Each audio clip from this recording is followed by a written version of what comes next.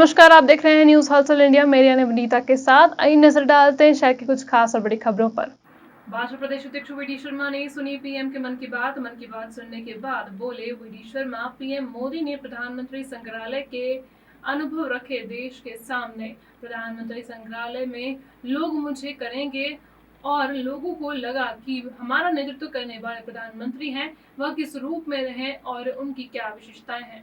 भाजपा प्रदेश अध्यक्ष we D Sharma ने सुनी पीएम के मन की बात सुनने के बाद बोले V D Sharma, PM Modi ने प्रधानमंत्री संग्रहालय के अनुभव रखे देश के सामने। प्रधानमंत्री संग्रहालय में लोग मुझे करेंगे और लोगों को लगा कि हमारा नेतृत्व करने वाले प्रधानमंत्री है, वह किस रूप से रहे हैं और उनकी क्या विशेषताएं हैं। पीएम मोदी ने स्वच्छता का किया आह्वान। जल संरक्षण पर आज़ादी के 75वें अमृत महोत्सव के तहत 75 जल स्रोतों के नए खड़े करने या पुराने को पुनर्जीवित करने का किया आह्वान। 1,10,000 से अधिक जल संरचनाएं खड़ी करने का काम मोहता जनजाति समुदाय के लोगों ने कम्युनिटी के आधार पर किया। लक्ष्मण सिंह के लाउडस्पीकर बैन वाले मामले का भी किया वी डी शर्मा ने समर्थन। समाज में जिन चीज़ों की जरूरत है वह करना चाहिए। समाज के लोगों में आए जागरूकता का सहमति के आधार पर लिए जाएं समाज में निर्णय, बिना कानून के आधार पर सहमति के आधार पर बढ़ाई जाए कदम। योजना उनके एक एक वाक्य के अंदर होती है। उन्होंने इसको यहाँ पर अपने सभी कार्यकर्ताओं को, हम सब लोगों को इस बात के लिए पाथे भी दिया कि हमें एक अच्छा काम हम लोग कर रहे हैं। इस काम को और गति देने के लिए आगामी समय में बूथ सशक्तिकरण का अभियान, तो हम ऐसा मानते हैं कि उनका ये नारा है कि बूथ जीता तो चुनाव जीता, ये हमेशा से रहा है। और हम लोग भी बूथ विस्तारक अभियान में बूथ को सक्षम बूथ बनाना, स्वावलंबी मंडल, सक्रिय ग्राम केंद्र और सक्षम बूथ, यही नारा है। इस पर हम लगातार जो काम कर रहे हैं, इसलिए उसमें माननीय अमित जी ने हम सब लोगों को और आगे बढ़ने के लिए कैसे, क्योंकि उनके तो अपने टिप्स होते हैं। ये कोई विशेष बैठक नहीं थी, ये तो सामान्य अनौपचारिक बैठक थी। अनौपचारिक बैठक में बातचीत में सारी चीज़ें उन्होंने हम सबके सामने रखी। कौन सी वाली?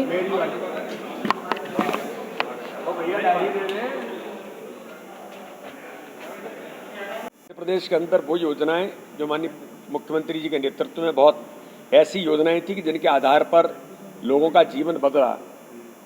आज लगभग 42 लाख लाडली लक्ष्मी बनकर के मध्य प्रदेश के अंदर खड़ी हैं हमारी सरकार के कारण से। लेकिन दुर्भाग्य था कि कमलनाथ जी की सरकार जो दिग्विजय सिंह के इशारे पर इन सारी योजनाओं को बंद किया था। आपको लगता होगा बार बार दिग्विजय सिंह का उल्लेख क्यों करता हूँ, क्योंकि दिग्विजय सिंह जी को ये बातें अच्छी नहीं लगती, तो उन्होंने कमलनाथ जी को फोर्स डाल करके बंद कराई। कमलनाथ जी ये बंद करो, कमलनाथ जी ये बंद करो, कमलनाथ जी ये बंद करो, कमलनाथ जी ये मोदी जी की आवास योजना बंद करो, नहीं तो मोदी जी का फोटो जाता है।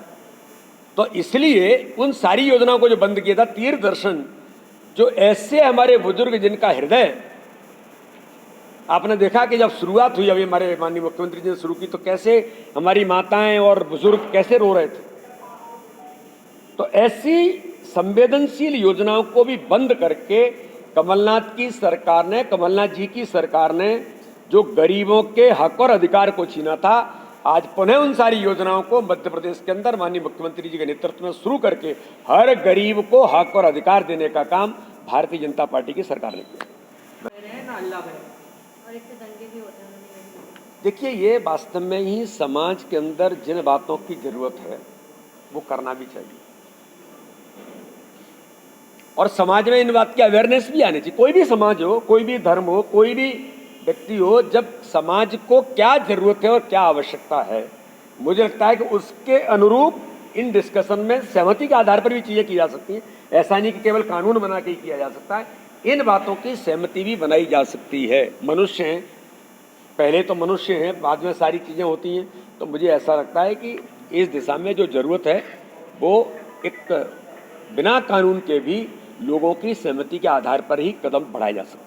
लाडली लक्ष्मी 2 मई से आ रही है सर। को ये हमारा जो बूथ विस्तारक अभियान में डिजिटल बूथ बने हैं, तो जिनको हमने त्रिदेव कहा है कि बूथ का अध्यक्ष, बूथ का महामंत्री और BLA, इन तीनों लोगों के हमारे अब प्रशिक्षण मंडल स्तर पर होंगे। 1070 मंडल हैं, 1070 मंडलों पर 2 दिन के अंदर हमारे प्रशिक्षण होंगे।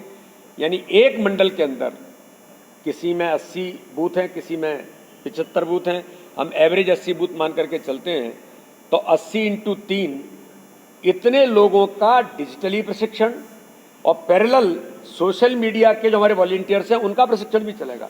जो मैंने उल्लेख किया था कि 25,000 सोशल मीडिया के वॉरियर्स का हमारा प्रशिक्षण पैरेलल चलेगा, और ये हमारे जो संगठन के 3 त्रिदेव हैं इनका पैरेलल हमारा प्रशिक्षण चलेगा।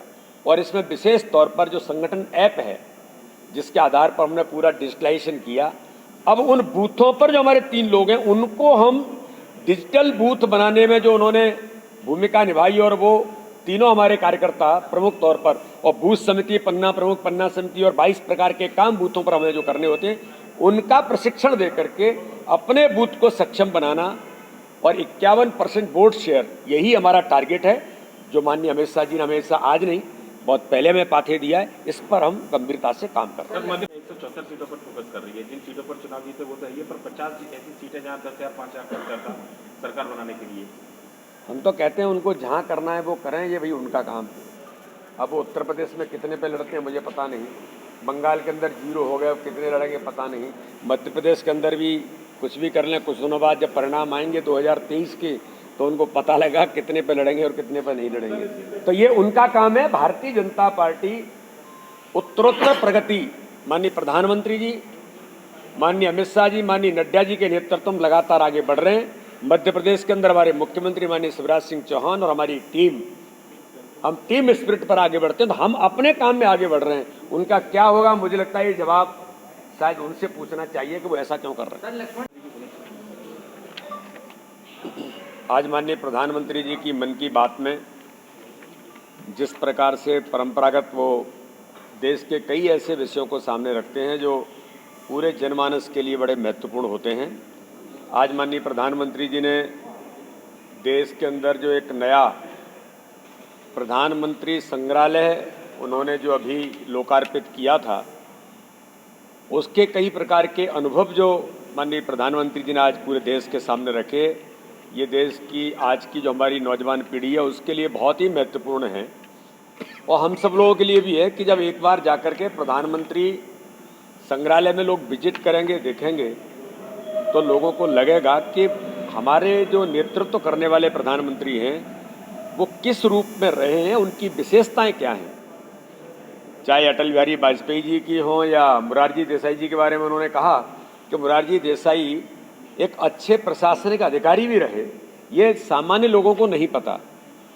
तो इस प्रकार से हमारे नेतृत्व करने वाले माननीय प्रधानमंत्री जी के बारे में बात की, तो मन की बात के अंदर आज विशेष तौर पर माननीय प्रधानमंत्री ने स्वच्छता के साथ जो उल्लेख किया कि मैं जल संरक्षण का हमेशा आह्वान करता हूं, तो आज जल संरक्षण पर उन्होंने जो आज़ादी के 75 वर्षों में माननीय प्रधानमंत्री जी ने आह्वान किया है कि हर जिले के अंदर 75 जल स्रोतों को या तो नए खड़े करें या पुनर्जीवित करें, और जो अभियान लिया है उस जल स्रोतों के जल संरक्षण के अभियान में मध्य प्रदेश को विशेष तौर पर जो हलमा संस्कृति है कि जनजातीय क्षेत्र में खासतौर पर हमारे झाविया, झाबुआ, अलीराजपुर और पूरा हमारा जो ट्राइबल क्षेत्र है उसमें लोगों द्वारा लोगों के लिए और सरकार के सहयोग से उस संस्कृति में जल स्रोतों का निर्माण करना, संरक्षण करना, और आज ये जिसका उल्लेख माननीय प्रधानमंत्री जी ने मध्य प्रदेश का किया, हम सब लोग इस बात के लिए गौरवान्वित हैं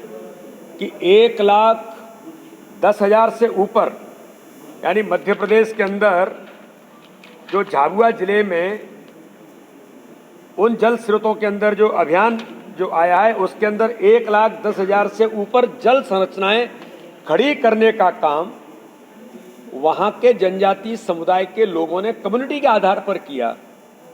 ये वास्तव में ही बहुत महत्वपूर्ण है।